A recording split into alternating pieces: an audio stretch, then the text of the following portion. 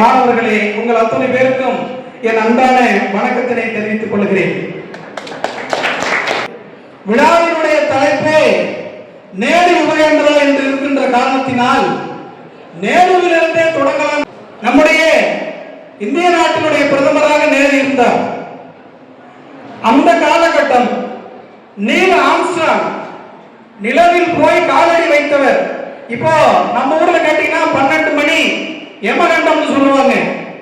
12 மணிக்கு தான் நிலாவில் காலடி எடுத்து வைத்தார் நீல் ஆம்ஸ்ட்ராங்.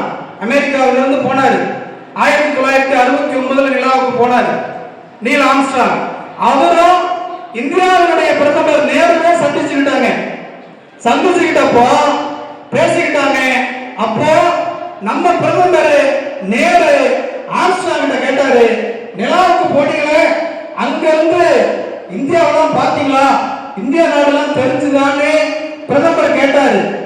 அதற்கு ஆம்ஸ்ட்ராங் சொன்னாரு, என்ன பதில் சொன்னார் என்றால், பார்த்தேன் பிரதமர் அவர்களே, இந்த உலகத்திற்கு இதயம் போன்றும் நாடு நரம்புகளாக இருக்கக்கூடிய ஒரு நாடாக எனக்கு நிலாவிலிருந்து இந்தியா தெரிந்தது என்று ஆம்ஸ்ட்ராங் நேரிடத்திலே சொன்னார்.